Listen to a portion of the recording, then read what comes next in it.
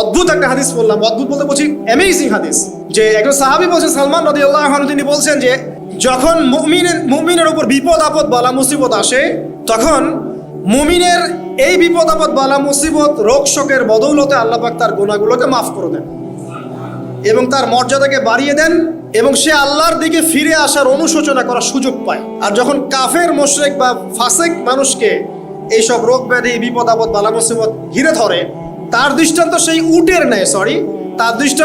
উটের ন্যায় যে উটটাকে তার মালিক বেঁধে রেখেছে, এরপর ছেড়ে দিয়েছে। সে উটটা বুঝতেও পারলো না কেন তার মালিক তাকে বেঁধে রাখলো আর কেনই বা তাকে ছেড়ে দিল। কথাটা কি বুঝতে পারছেন? যারা আল্লাহ দ্রোহী, তাদের উপর যখন বিপদ আপদ বালা মুসিবত আসতে থাকে, তারা বুঝে না যে কি জন্য আসলো আর কেন চলে গেল। কিন্তু মুমিন ব্যক্তি যারা মুসলিম, আল্লাহর অনুগত, তাদের বিষয়টা হচ্ছে এমন, বিপদ আপদ বালা মুসিবত রোগ ব্যাধি তাদেরকে আল্লাহর দিকে ফিরিয়ে নিয়ে আসবে।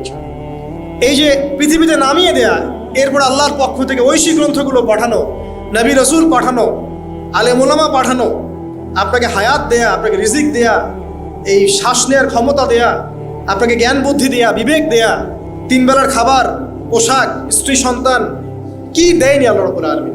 এই যে সমস্ত নিয়ামতগুলো দেয়া, এগুলোর একটা উদ্দেশ্য, আপনি আমি যেন এটাকে উপলব্ধি করি যে এগুলো আল্লাহর পক্ষ থেকে আসছে এবং আল্লাহর দিকে আমরা অভিমুখী হই, এছাড়া কোনো উদ্দেশ্য নাই।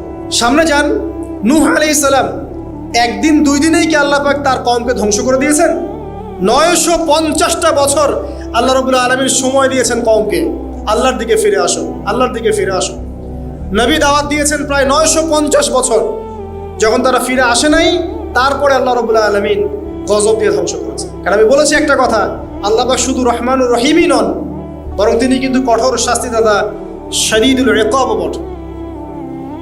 সামনে আরো যান, ইব্রাহিম আলাইহিস সালাম একা একটা মানুষ নমরুদের সাথে ফাইট করছেন, আগুনে ফেলেই দিল, সে আগুনকে আল্লাহ পাক ঠান্ডা করে ফেললেন। এটা কি আল্লাহ পাকের দয়া নয়? তার সন্তান ইসমাইলের কুরবানিটা দেখেন, আল্লাহ পাক বলেছেন কুরবানি করো, তিনি ডানে বামে প্রশ্ন করেন নাই। আমরা হলে প্রশ্ন করতাম, কেন করব? শিশু সন্তান, নিষ্পাপ, এটার কোনো যুক্তি আছে কিনা, লজিক আছে কিনা? তিনি কোনো লজিক দেখতে যাননি, আল্লাহ পাক বলেছেন করেছে। আল্লাহ রাব্বুল আলামিন তার এই ঘটনাটাকে তো সম্মানিত করলেনই, কিয়ামত পর্যন্ত কিন্তু এই ঘটনা মানুষ স্মরণ করবে। দয়া দেখেন, তার সন্তানের খাবার নাই, পানিও নাই, অলৌকিকভাবে আল্লাহ রাব্বুল আলামিন জামজাম কূপ সৃষ্টি করলেন, কিয়ামত পর্যন্ত থাকবে ইনশাআল্লাহ। দয়া নাই? এই কূপটা দেখলেই তো মুসলিম হওয়া যায়, এই জামজাম কূপটা দেখলেই তো মুসলিম হয়ে যাওয়া উচিত মানুষের। কোত্থেকে আসলো এই কূপ? এই পানির এত বৈশিষ্ট্য কেন? কখনো শেষ হচ্ছে না কেন? এটা নিয়ে ভাবলেই তো মুসলিম হওয়া যায়। হবে না, কারণ কি? আবা ওয়াস্তাকবার, উদ্ধত হয়েছে, অহংকার প্রদর্শন করছে। অহংকার মানে এই নয় যে আপনি সুন্দর জামা পরছেন, আপনি সুন্দর কাপড় পরছেন, আপনি ভালো একটা বাড়ি করেছেন, এটা অহংকারের পরিচয় নয়। বরং অহংকারের পরিচয় হচ্ছে গাতারুল হাক্কি ওয়া গামতুন নাস, সত্য জিনিস যেটা স্পষ্ট এটাকে অস্বীকার করা আর অন্য মানুষকে ছোট করা, তুচ্ছ তাচ্ছিল্য করা, এই হলো অহংকারের পরিচয়। ইউনুস নবীর কথা মনে আছে আপনাদের? ওই যে মাছের পেটের মধ্যে 3 দিন 3 রাত ঘুরছে আর ঘুরছে, একজন নবী হয়ে তাকে এই অবস্থা ফেস করতে হচ্ছে। এক পর্যায়ে তিনি বুঝতে পারছেন যে আমার কিছু একটা তো ভুল হয়েছে। আল্লাহর কাছে হাত তুলে দোয়া করলেন, লা ইলাহা ইল্লা আনতা সুবহানাকা ইন্নী কুনতু মিনাজ জালিমিন। দোয়ার পড়ার সাথে সাথে আল্লাহ পাক বললেন, যাও মাছ তুমি রেখে চলে আসো। এটা কি দয়ার নিদর্শন নয়? শুধু তাই নয়, তাকে যখন দ্বীপে নামিয়ে দেওয়া হয়, তিনি অসুস্থ ছিলেন। আল্লাহ পাক সূরা সফফাতের মধ্যে বলেছেন যে আমি তার পাশে লাউ গাছ উৎপন্ন করলাম। কোন গাছ? খেতে পারেন, এর শাক এবং এই যে ফল, এটার মধ্যে নিঃসন্দেহে এমন কিছু উপাদান আছে যেটা হয়তো আমরা জানিও না, আবিষ্কার করা হয়নি। তিনি সুস্থ হয়ে গেলেন, আলহামদুলিল্লাহ। কোথায় যাবেন? যে কোনো জায়গায় যান। নবী ঈসা আলাইহিস সালামকে চতুর্দিক থেকে আক্রমণ করছে ইহুদিরা। আল্লাহ রাব্বুল আলামিন তাকে এমন হেফাজত করলেন, তার কাছে তাকে উঠিয়ে নিলেন। এটা কি দয়ার পরিচয় নয়?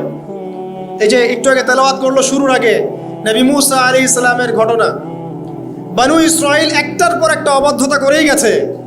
আল্লাহ পাক তারপরেও তাদের কাছে নবী পাঠিয়েছেন, নবী মূসাকে পাঠিয়েছেন।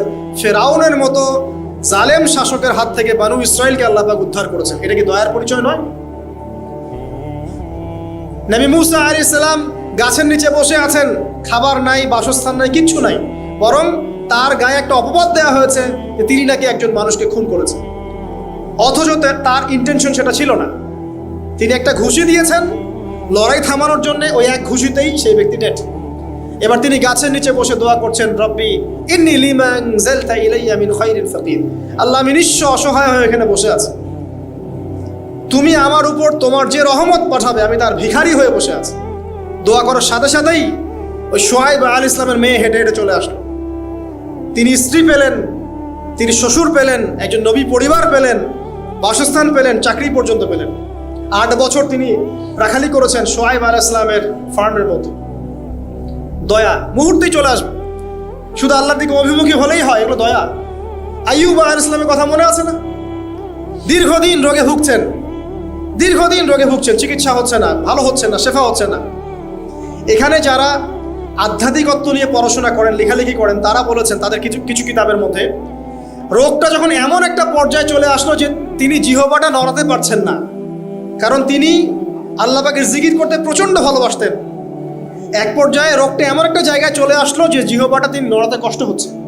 তখন গিয়ে তিনি বলছেন, রব্বি আন্নী মাসসানি আদ-দুররু ওয়া আনতা আরহামুর রাহিমিন, হে আল্লাহ আমাকে কষ্ট স্পর্শ করেছে, আর তুমি তো ক্ষমাকারী, রহমকারীদের মধ্যে সর্বশ্রেষ্ঠ রহমকারী।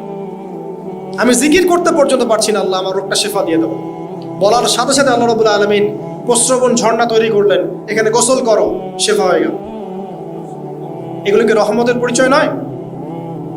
এখানে এক শ্রেণীর স্কলার এমনও বলেছেন, আজকে আমরা যারা বাহ্যিক সৌন্দর্য নিয়ে বেশি গর্ব করি আর কি, আত্মিক সৌন্দর্যের চাইতে বাহ্যিক সৌন্দর্য নিয়ে যারা বেশি গর্ব করি, যদি আল্লাহ পাক আমাদের পোশাকটাকে পরিবর্তন করে দেন, আত্মাটাকে দেহের পোশাক দেন আর দেহটাকে আত্মার পোশাক বানায় দেন, তাহলে দুর্গন্ধে কি আমাদের সামনে আসতে যাবে?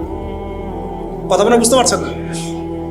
আইয়ুব আলাইহিস সালামের আত্মাটা ছিল পবিত্র, পরিশুদ্ধ, তার দেহের মধ্যে রোগ হয়েছিল। আর এই পুরো বিশ্বের ম্যাক্সিমাম লোকের মানুষের রোগ এখন আত্মায়, দেহে নয়। আবার বলছি, হয়তো বুঝতে পারছেন না। আইয়ুব আলাইহিস সালামের রোগটা হয়েছিল দেহে, বাইরে।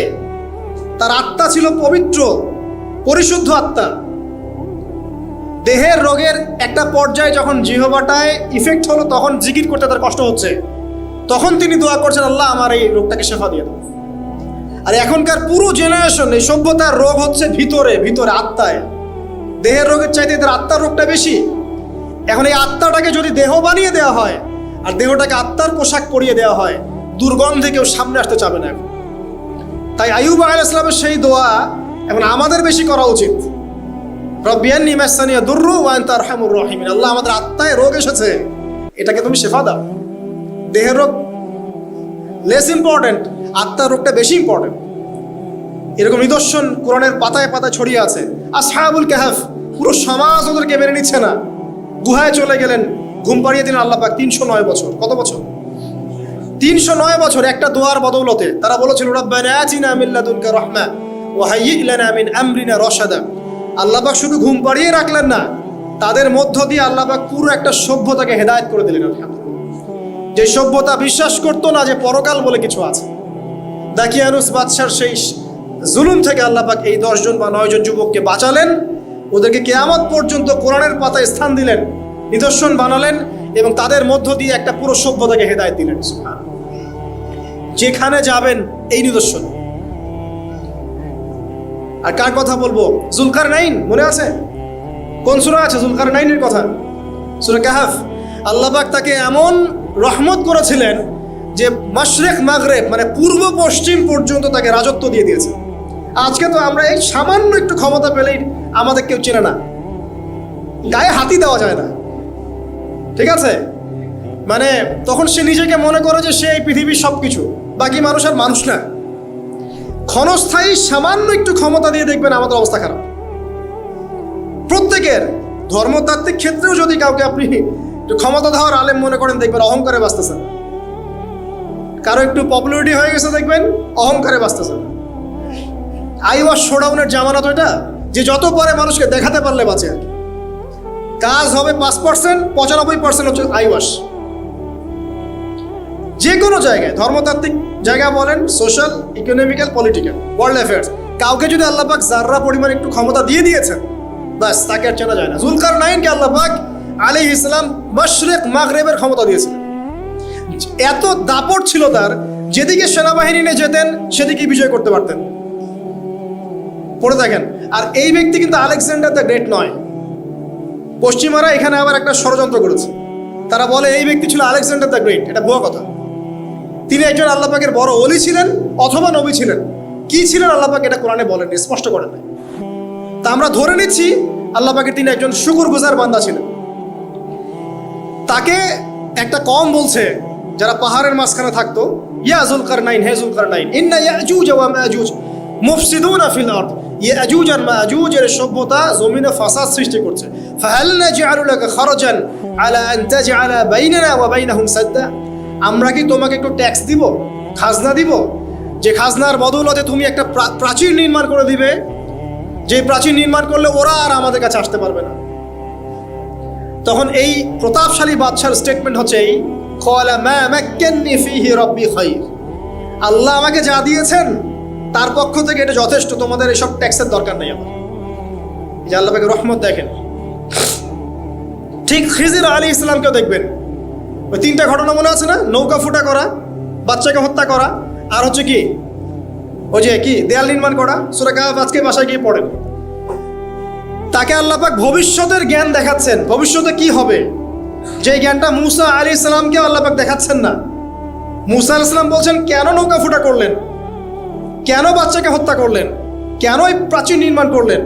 আর খিদির আলাইহিস সালাম বলছেন যে জ্ঞান আল্লাহ তোমাকে দেন নাই তা আল্লাহ পাক আমাকে দিয়েছেন।